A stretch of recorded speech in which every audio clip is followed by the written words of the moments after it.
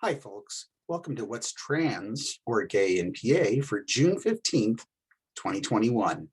We share news stories and events that impact the LGBTQ plus community across Pennsylvania, from Philadelphia to Erie and all points in between. Today's show is brought to you by the YouTube program Powered by Rainbows, starring Matt Haslam, provider of LGBTQ plus education for virtual classrooms in Pennsylvania and around the world. And by Aura Jewelry by Mary Moore, maker of fine quality, reasonably priced necklaces and other items. Check out her Etsy page for details. Today's show is also brought to you by One Hope Wines. Their award-winning wines are made by some of the most acclaimed winemakers in the industry, blending traditional winemaking methods with modern techniques. Each exquisite bottle becomes a catalyst for change. Our top news story today requires some refresher material. In Lycoming County, the librarian at the James V. Brown Public Library placed some LGBTQ plus themed books on display in the children's section. Two of the county commissioners, Scott Metzger and Tony Musari, lamented at the county council meeting on June 8th about how the books should not be on display and that taxpayer dollars should not be used to purchase them. The commissioners opined that perhaps the library's county funding should be cut and that parents who want to buy these books should get them from Amazon. With all that said, the commissioners did claim that their comments are not an attack on the LGBTQ plus community. In a related story, in Crawford County at Maplewood Junior Senior High School, the librarian placed some LGBTQ plus themed books on display. A school employee took a photo of the book display and shared it with Penncrest School Board members David Valesky and Luigi DiFrancisco.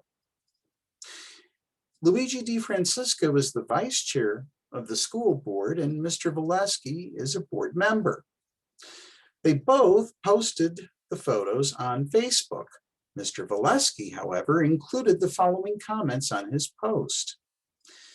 Besides the point of being totally evil, this is not what we need to be teaching kids. They aren't at school to be brainwashed into thinking homosexuality is okay.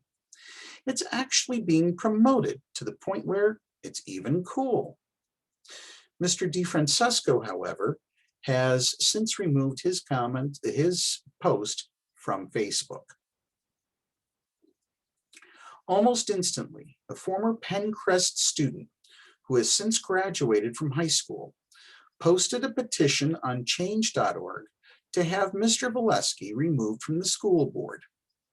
In Lycoming County, the commissioners are faced with two different petitions demanding their resignation. The Penncrest School District is having its next school board meeting on Wednesday, June 16th at 7 p.m. That will take place at Sagertown Junior Senior High School. Although a number of protesters and likely counter-protesters will be present at the meeting, only 12 people will be permitted to speak during that time. And that time happens to be the time for public comments. Now, in order to participate in that time, the speakers must be residents of the Penncrest School District and have notified the board in advance of their intent to speak. With that foundation laid, we turn our attention to one Diane Gramley of the American Family Association of Pennsylvania, or AFA of PA for short. Ms. Gramley posted an action alert on the organization's website warning local residents of Crawford County that the indoctrination by the LGBTQ plus community is an ever-present danger that may impact your children's school district, and maybe. She mentions Mr. Valesky's comments and proceeds to provide some background information and commentary about the books on display. Some of these comments are disturbing to our audience, so please be aware that some of what I am about to say could be triggering. Quote, I'm sure the book will not talk about the fact that Ernst Röhm, supreme commander of the dreaded SA brown shirts in Germany, was a homosexual. In fact, homosexuals were among those who founded the National Socialist German Workers' Party, or Nazis, as they often met in gay bars. The Nazi Party grew out of a number of groups in Germany, which were centers of homosexuality and homosexual activity and activism. Many of the Nazi emblems, such as the swastika, the double lightning bolt, SS symbol, and even the pink triangle symbol used to identify classes of prisoners in the concentration camps, originated among homosexual occultists in Germany. Now, I'm sorry, I have to stop here. I have to stop you here, Ms. Gramley. I am a retired high school German teacher. I taught the Holocaust for over 10 years. I've taken over 700 students to the Holocaust Museum in Washington. I lost count of how many adults I've taken to the museum. In 2015, and this is some background information about myself, full disclosure, in 2015, I was named Righteous Among the Gentiles by the Jewish Community Council of Erie. So I do have room to speak on this very subject. After having studied German since 1982, I do believe I can use my professional expertise on this matter. Ms. Gramley, your explanation about the swastika is completely bogus. Adolf Hitler's National Socialist German Workers' Party mangled the swastika and inverted it for their own perverted ideology. According to the United States Holocaust Memorial Museum in Washington, D.C., they have this to say about this topic. The word swastika comes from the Sanskrit svastika, spelled differently, which means good fortune or well-being. The motif, the hooked cross, appears to have first been used in Eurasia as early as 7,000 years ago, perhaps representing the movement of the sun throughout the sky. To this day, it is still a sacred symbol in Hinduism, Buddhism, Jainism, and Odinism. She goes on to say, as many as 6,000 of the approximately 10,000 pink triangles died in the work camps, but few, if any, were gassed in the death camps. Some of those who died met their deaths at the hands of the homosexual capos, or trustees, and guards of the SS. It is quite fundamental to Nazi ideology that men were to be properly masculine. Ms. Gramley, please stop talking about things that you don't know about. Read a book, please, read a book. And you know what? Hop on a bus, go to Washington, D.C., get off at the U.S. Holocaust Memorial Museum and tour the place. And while you're at it, if any of them are left alive and at the museum at the time you're there, sit down and talk with one of the survivors of the Holocaust. So at least you're informed when you write this drivel on your website. Before the Nazis came to power in 1933, gay communities and networks flourished in Germany, especially in the big cities. This was true despite the fact that sexual relations between men were criminalized in Germany. In fact, they remained criminalized long after World War II. Beginning in 1933, the Nazi regime harassed and dismantled Germany's gay communities, including Magnus Hirschfeld's sexual studies offices in Berlin. His books were taken out into the streets and burned by the SS and the Gestapo. They arrested large numbers of gay men under paragraph 175, the statute of the German Criminal Code that bans sexual relations between men. And again, Paragraph 175 wasn't repealed until long after World War II ended. During the Nazi era, between 5,000 and 15,000 men were imprisoned in concentration camps as homosexual offenders. Now, this group of prisoners was typically required to wear a pink triangle on their camp uniforms as part of the prisoner classification system. And it should be noted that at the Holocaust Museum in Washington, there are examples of all of the various triangles and stars worn by concentration camp victims. It should also be noted that those pink triangles and identifiers were more often than not used at the death camps, such as Auschwitz, Treblinka, Sobibor, and Mauthausen, just to name a few. Ms. Gramley goes on to say, so, should a school be promoting this? Should a taxpayer-funded school library be displaying such books? Is this pushing a gay is okay agenda on the students? Would the same librarian display books with a message exposing the dangers of the homosexual lifestyle, stories of those who have left the lifestyle, etc.? Ms. Gramley, I gotta stop you here, okay? Regarding the ex-gay movement, there are 16 different professional organizations in the United States and others around the world. Among them, the American Medical Association, the American Psychiatric Association, the National Association of Social Workers, the American Psychological Association, the National Education Association, and the list goes on and on, all of which claim there is absolutely no proof, none, zero, zip, none, that conversion therapy works. It's bogus. It's a hoax. It has never worked. Heck, even the Nazis tried it. And when they failed, frequently the men were murdered.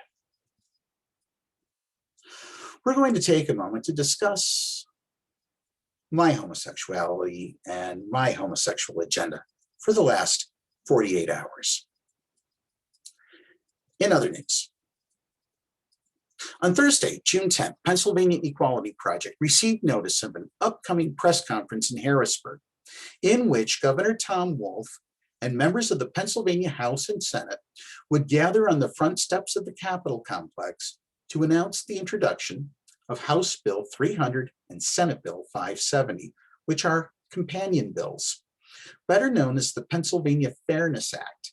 If passed, the law would end discrimination against the LGBTQ plus community in employment, housing, credit, education, and public accommodations. Advocates and activists from all across Pennsylvania attended the press conference. On hand, among other notables, were Tyler Titus, who is running to become Erie County Executive. Tyler happens to be somebody I've known for a while now, and he's a great person. Should also be noted that he's transgender, and that is not the main reason he's running to be county executive. He cut his teeth while serving on the City of Erie School Board, bringing messages of hope and understanding and tolerance and acceptance and affirmation of diverse groups of people. Also attending, State Representative Brian Sims of the 182nd District. He is the first openly gay man to serve in the Pennsylvania House. Representatives Malcolm Kenyatta of Philadelphia and Jessica Benham of Pittsburgh, both of whom are openly part of the LGBTQ plus community, spoke at today's conference, along with Chairman of the Pennsylvania House Democratic Caucus, Representative Dan Frankel of Allegheny County. Our Vice President for Western PA and I left Meadville at 4 a.m. We had less than 2 hours of sleep after having been awake the entire previous day. We drove to the press conference and made a few stops along the way, there and back. We got gasoline, we got some food to eat. That's part of our agenda. After we arrived at home, I fired up the lawnmower and I removed the jungle of grass which had taken over the entire front and backyards of my home. I did laundry and dishes, and I had a hot shower to ease some tension in my back. So, recapping, my homosexual agenda was to do chores all day Monday, drive to Harrisburg during the night, and by the way, thank you, Jen, for doing all of the nighttime driving. That was incredible, and I'm glad you did that. Anyway, we drove to Harrisburg during the night to represent Pennsylvania Equality Project at the press conference led by the governor. Then drove home, mowed the lawn, did the dishes, and washed clothing. That doesn't sound that gay to me. Ms. Gramley, I know you aren't listening to this piece, but your information is misleading at best and downright disingenuous at worst. You told outright lies about the Holocaust and wondered aloud whether such information should be taught in public schools. Shame on you, lady, shame. How dare you think that the Holocaust is off limits for high school students? And how dare you think that the LGBTQ plus students don't attend high school? You know, people like you are precisely the reason we need a law that prohibits discrimination on the basis of sexual orientation, gender identity, and gender expression. And finally, in the news, on hand at today's press conference was Ciora Thomas of the SisTers PGH.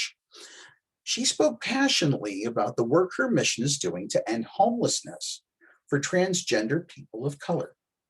Her organization happens to be known all around the world and is one of the few community drop-in centers and safety shelters intended for people who are transgender, particularly if they are Black or Indigenous people of color.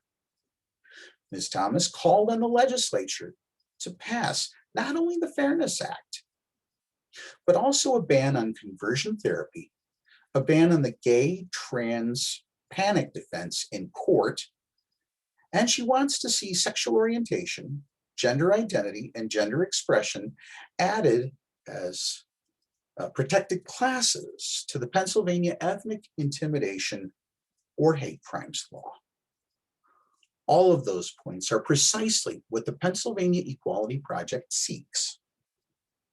Meanwhile, we too are interested in opening a community drop-in and safety shelter, but ours would be in Northwest Pennsylvania. No such services exist here, but the need for such a center is high. If you would like to contribute to our mission, please go to paequality.com and click on our donate button. Now it's time for the rundown.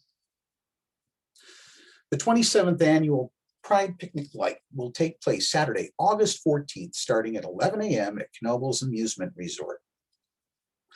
The 28th annual Erie Pride Picnic will also take place Saturday, August 14th, running from 1 to 5 p.m. This event will take place at the Rotary Pavilion at Presque Isle State Park. If you are attending, please bring a covered dish. And finally, Lancaster Fall Pride Fest will take place Sunday, October 24th from 11 a.m. to 7 p.m. at Clipper Magazine Stadium. The entry fee for this event is $5. If you have news or events you would like us to mention on our show, send story ideas to info@paequality.com. For events, please allow up to 1 week prior to the event for us to include it on the program. Thanks for watching today. If you like today's show, give us a thumbs up and be sure to subscribe to our channel. Tune in again tomorrow when we will have another edition of What's Trans or Gay in PA. What's Trans or Gay in PA is a production of the Pennsylvania Equality Project, all rights reserved.